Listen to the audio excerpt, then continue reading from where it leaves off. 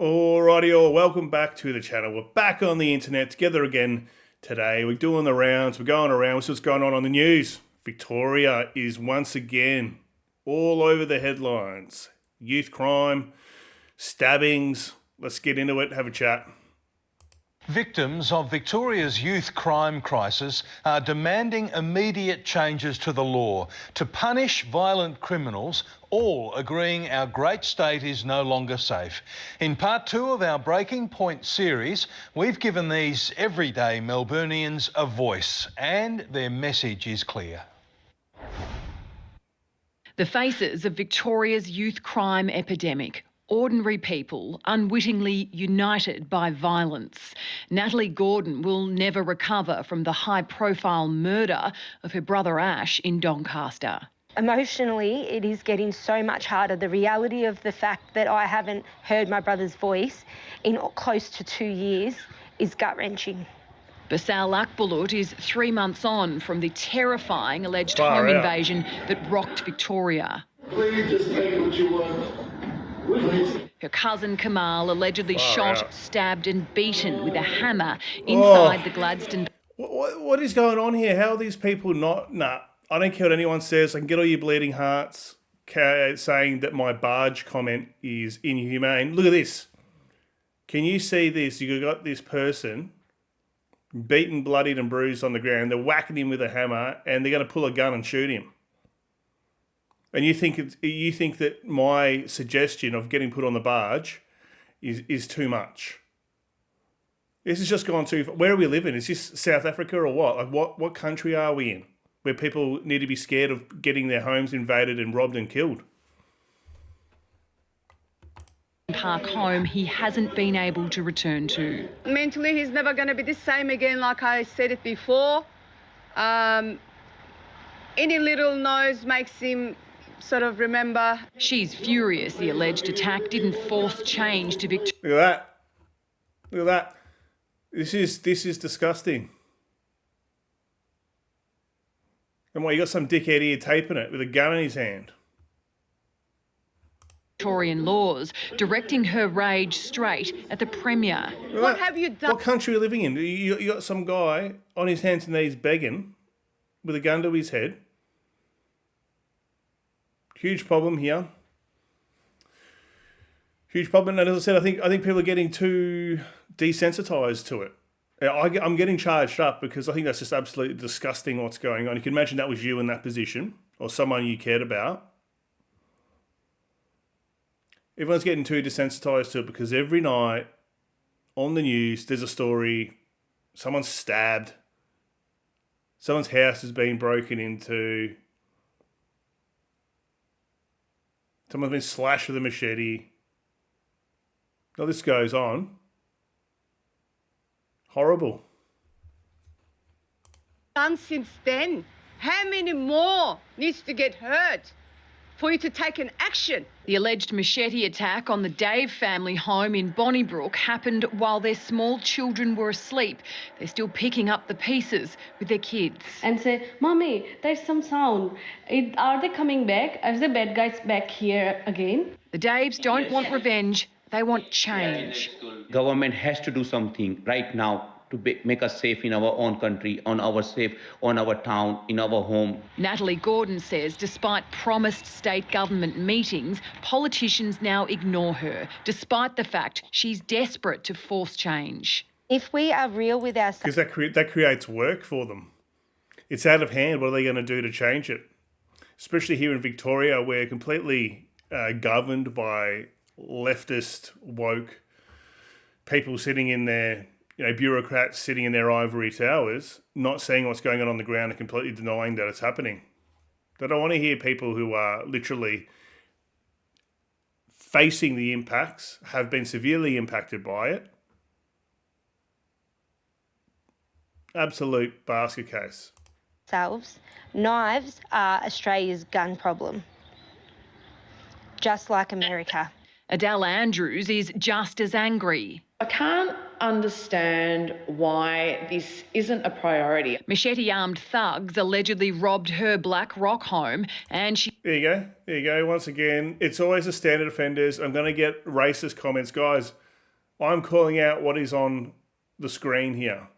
In all the videos we've seen today, what is the common theme been? I don't need to say no more about it. She says she's another Victorian living in fear. There's absolutely no consequences and no one's being made an example of. Surab Anand almost lost his hand in a random shopping centre machete attack in Altona Meadows. It just felt like they just knew that they could get away with it. He says the level of violence used against him was horrifying. How they just did not even care remotely of what they were doing to me. Knife crime, ripping society's fabric at the seams. Oh, there we go. We got her face on there, and she's horrible. She's a piece of shit, and she needs to be put on the barge too, by the way. I'm not defending someone because of skin colour, but I'm just calling this shit out. Apparently, we don't have a gang problem. We don't have a crime problem with youth from particular backgrounds. No, that's racist. You can't say that. You can't say that. But this piece of shit here, she needs to go on the barge too. She doesn't need to be sucking any more taxpayers' money with her incarceration or whatever treatments, mental health facility she'll end up in. On the barge, on for a week. I'm happy to drive it. I'm volunteering to drive the barge at this point, watching this video. We aren't lucky. We don't live in a lucky country. We're living in fear constantly. And punishment with kid gloves no longer good enough. Do something and stop giving us lip service. Laura Turner, 7 News. That's it. But think about this. If someone has the ability, they don't have this control, they don't have this switch in their brain to say, oh, hang on, I'm holding a weapon, a machete that is capable of in one swing killing someone or maiming somebody. I don't have this thing in my brain that says, don't do that. That's a bad idea. What is the recourse for people like that? Oh, don't do it. Put it in the machete bin. Come on. Like you've just seen, Victoria's youth crime crisis is devastating families and making everyday Victorians feel unsafe. The answer we all want to know is, when will it end? Mike Amor sat down with Jacinta Allen to ask her just that. The Premier delivering an apology and assuring Victorians there is a plan. Premier, I just wanted to start by showing you a photo. 12-year-old Troll, 15-year-old Dow. Hacked to death. Did we fail them as a society? Look, Mike, they're beautiful, beautiful young boys, and it's heartbreaking to see the photos. Your question is one that is being asked by all of us because, as you describe, their murder was graphic. It was horrific. There is this new, very brazen, violent offending. It is really sadly increasingly being committed by children, and as you show us here today, it's being committed by children on children. The Premier confronted with the youngest... Which children though? We need to call it out. I'm going to get a lot of hate. I'm just saying it how it is. One demographic here that is very much probably the main statistic in all of it. I don't give a fuck if you say I am a racist. Straight up facts. You can't deny it. This isn't new. This has been going on for fucking 10 years. Just because there's been a few horrible crimes like these teenagers who were, cut down by a mob. And now it's, made it front page news. This has been going on forever. You had all the Apex gang, over in the south, and you've had all these other gangs. There's 30 odd gangs of these kids or young adults who are running around just not giving a shit because they can get away with it. Faces of Victoria's crime crisis. I can't get their cries out of my mind. They came here for a better life, ended up dead. I've got 2 kids about the same age, and it is heartbreaking, but I think whether you're a parent, a family member, a politician, a member of the police force, that brutal, violent murder has really shocked all of us. At least one of the accused was out on bail, so a lot of people would say their deaths were certainly preventable. He was out on bail. He was He was out on bail for another machete attack, and it was one of the ones that made headline news at the shopping centres. The ones that, when we had a little spree of those going on. And so he's just been let out and straight back, learnt nothing. Look, and that's why we have toughened the bail laws, and that we are seeing the changes that have already been made. There are more people on remand. There are more people in jail, not out on bail. There has been quite an increase, a 46% increase in the number of young people who are in remand, not out on bail. Because some people would argue this is a problem of your government's making, that you relaxed, at least under Daniel Andrews, relaxed the laws, and we're now feeling the consequences. Do you accept the blame for that? Well, we've toughened the bail laws, and that is, Mike. Well, Mike, we've toughened the bail laws, and that is an acknowledgement. And I said this earlier this year when we. It's not an acknowledgement. You say you don't take any blame and no accountability. That your policies and soft approach to crime have resulted in where we are now.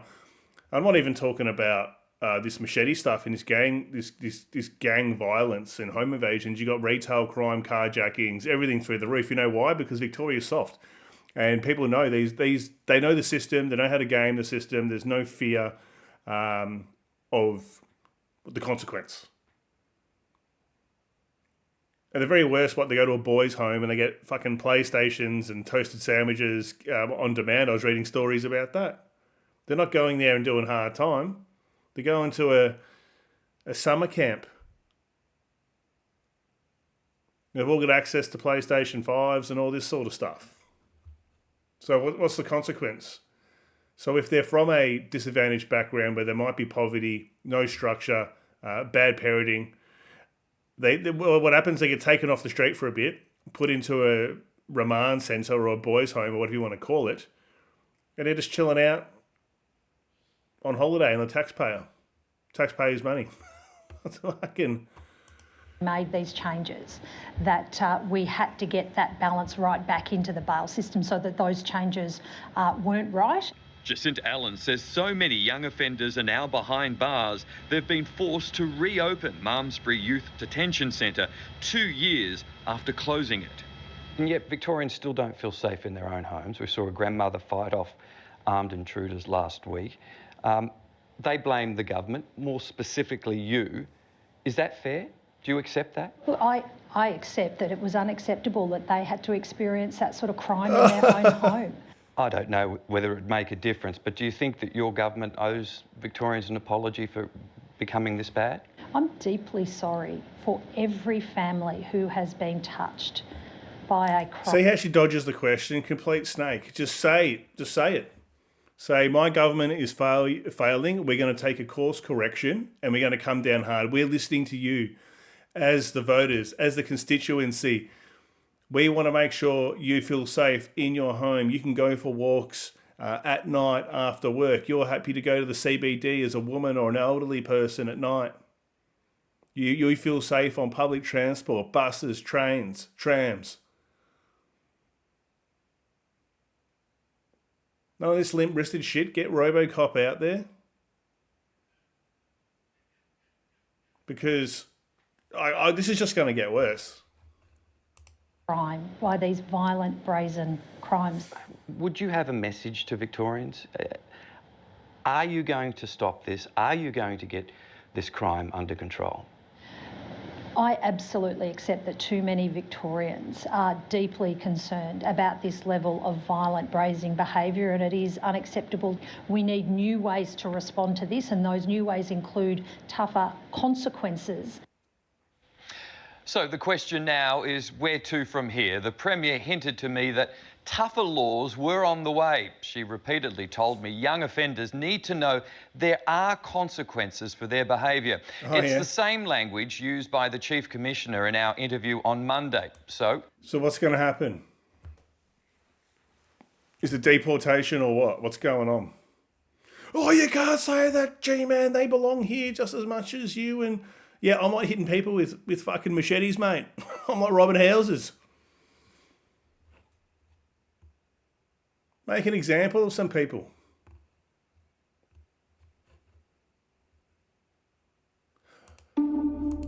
All right, so we're halfway, and then we're going to jump into another video about Melbourne's fall from grace, which I thought was quite well done.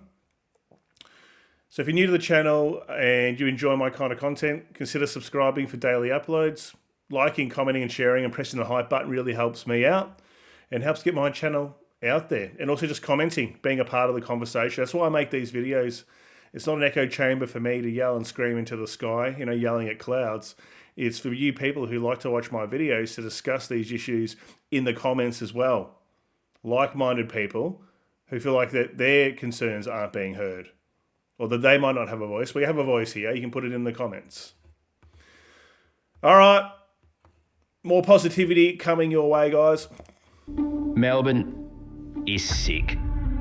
This stuff is happening. The nightly news every day starts with some new exclusive footage on another carjacking, a home invasion. They slip through the cracks, they get released, they come out and they commit crimes. You'd like to say it can be fixed, but it's going to take some tough decisions by people who are known for making some pretty insipid ones. Good old Flinders Street Station. Sitting there in the backdrop, an icon of Melbourne, Victoria. What do we get in Flinders Street Station? This is not new, by the way. I'm not saying it's just happened, but it's full of fuckwits. Absolute clowns hanging out down there. Junkies, mentally ill people, people being aggressive, antisocial to walkers by. You make eye contact with someone, they start fucking screaming at you. I would hate to be I hate to think about what it's like.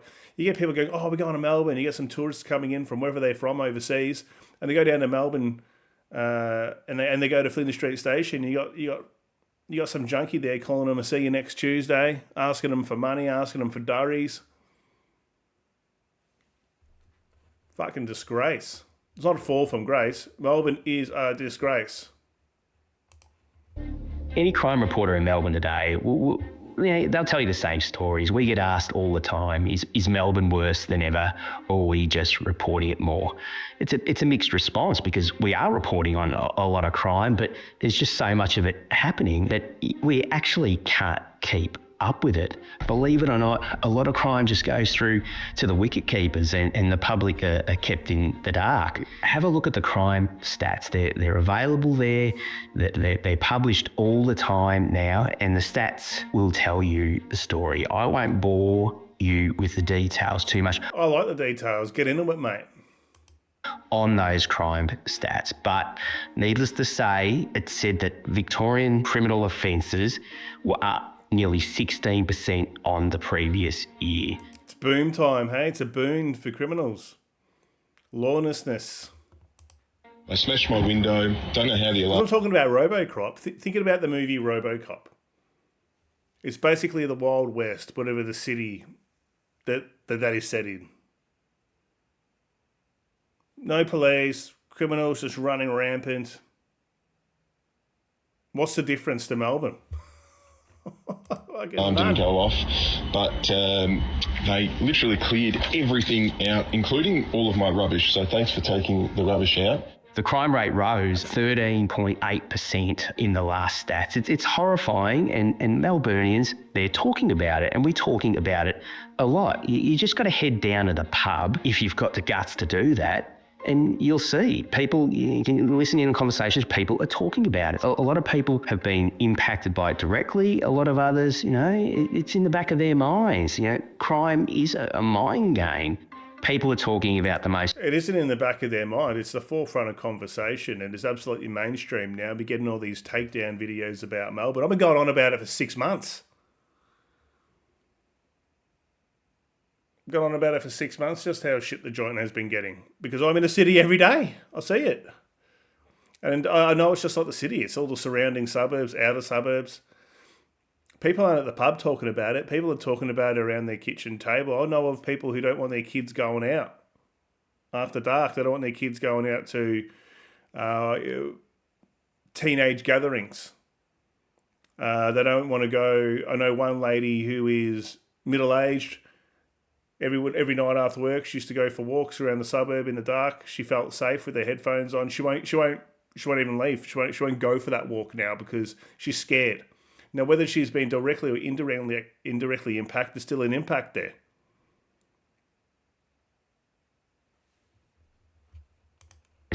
That horrific alleged stabbing of Wan Lai. She was a sushi chef. Alleged. How's it alleged? It's right there. The knife is in her hand. Bang. Straight in. On camera. What's this alleged bullshit language that we keep hearing? Why? Because she hasn't been charged with it yet. No, it's not alleged. Oh, I'm alleging you did that. And there's no direct camera footage.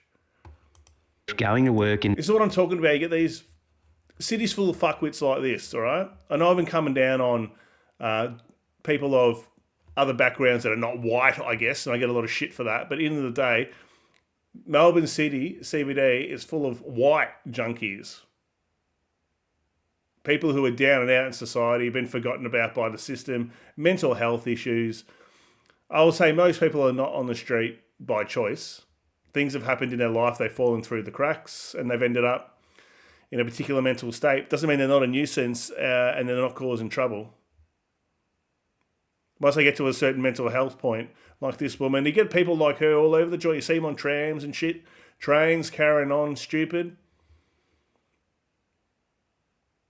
What are we going to do about that? Just let it happen. There doesn't seem to be any clean-up going on of this behaviour as well. Go to Burke Street Mall, go to Elizabeth Street, go to Flinders Street train station. The Wild West, it's Day of the Living Dead. You need a baseball bat with fucking nails coming out of it to protect yourself. In CBD, she was allegedly stabbed by a woman called Lauren DeRule, who was seen...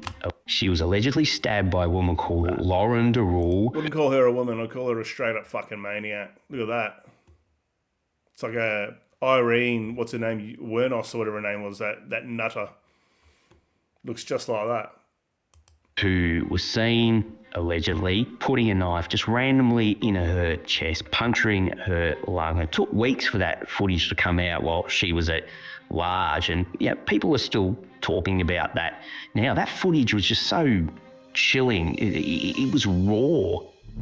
How did Melbourne get this bad? Well, everyone's got a different thought on that. You blame the cops, do you blame the politicians, you blame the courts.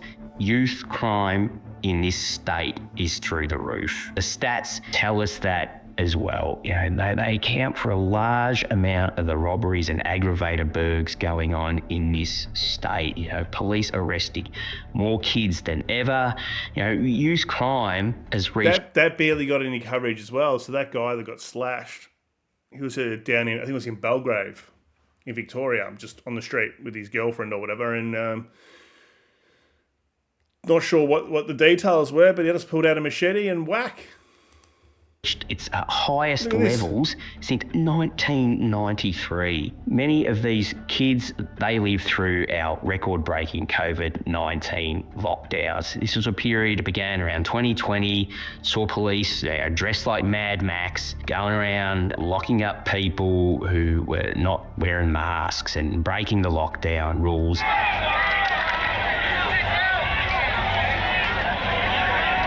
Respect for Victoria Police has never quite recovered since then. Do we want to see kids locked up? Look, at the moment, I'd say, yeah, we do want to see them locked up. No, we don't. I want to see them on the barge, especially if they're putting a gun to someone's head like that first confronting footage that we saw, or they're ending people, or they're seriously maiming people, hitting them with an intent to kill or seriously injure on the barge. Oh, no, you can't say that because that's not moral. What are you talking about? Anyway, I'm going to get more comments about that, but guess what? You know, it's not going to change my opinion on it. They need to be put out. I think Jeff Kennett had a good idea. Put them on a prison farm. We need to get some big... Go and procure some farmland somewhere. Out of the major state. Go and do it in Northern Territory near Ayers Rock or something. Set up something and get these 10,000 bloody kids and throw them in there. Get them to make number plates and do hard labour under the hot sun.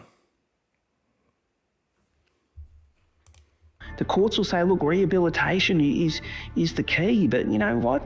We're sick of them. But, they bail them, they come out, they commit more crimes, lock them up. Crime was bad before the lockdowns. Remember the Apex gang? Everyone was talking about the Apex gang back then. Yeah. No, G-Man. No, you're calling them out because they have darker skin than you.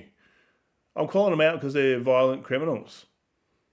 Highly represented in the crime statistics. If it was little Barry or little Jason, Bryson or Kyson from Pakenham running around with the machetes, I would be talking about that. So don't give me that race card. Herald Sun was on about it all the time.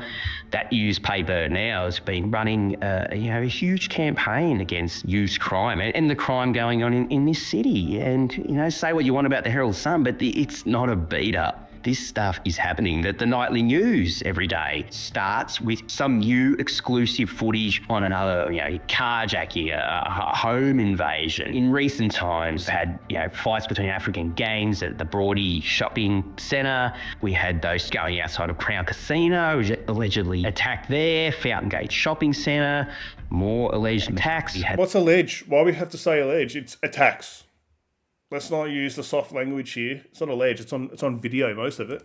Those people at Luna Park, allegedly attacked by a couple of kids, released on bail despite the police begging for the magistrate to lock them up. We had those two poor kids, a 15-year-old and a 12-year-old, allegedly hacked to death. These kids, they go to youth detention where they've got to receive support. How's it allegedly? And encouragement. This stuff that I'm talking about, this just happened the last month in October. We also saw protesters during the month of October attack police with rocks. The same people that would call you a racist for saying that there's an African and Middle Eastern youth crime problem, running around hitting people with knives and machetes, shooting people. That ain't all the Eshays doing shit like that. The Eshays are there bumming ciggies and being a public nuisance.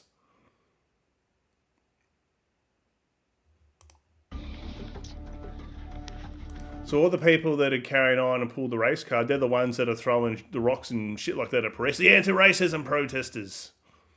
They didn't like that there was a march for Australia against mass immigration. Let's throw rocks and burn effigies of the police somehow, even though the police weren't supporting those protests. Fucking, it's just mental.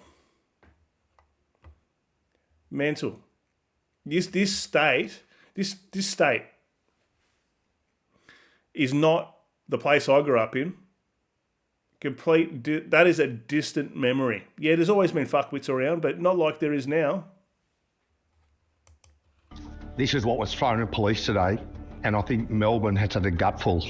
Let's not forget the tobacco wars. In a state, you might be thinking, it's the tobacco wars. We see a couple of stories here and there. The Punisher got killed and was, but there's been fire bombings. It's way back in the news these days, but it is madness. You got a crime figure, Kaz Harmad, got out of jail. He's in the Middle East somewhere. He's one of the most hunted people in the world now. He is running his illicit crime empire based on tobacco from overseas, and we've seen fire bombings, carjacking, stabbings, tit for tat revenge attacks.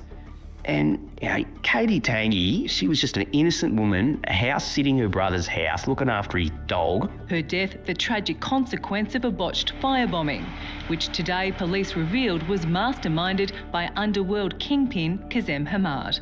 But arsonists targeted the wrong house, police searching for this suspect. These absolute imbeciles have gone and burned down the wrong house, and she has become an innocent victim. You imagine that's the way you go out. That's horrible. I couldn't think of many more worse ways. I'm sure there are, but I can't think of any right now on hand of being torched alive. Horrible. Once again, crimes that have been imported. You've got the Middle Eastern gangs, you've got African crime gangs. It's an immigration problem as well. Oh, you can't say that. You can't say that. Well, you import third world, you get third world. And especially the attitudes that come along with people from those societies who don't like police, have a real chip off their shoulder with the law, don't follow the laws, want to follow their own laws, want to bring their own laws over. Mental. We have a mental health crisis in this state. It has been bad for some time.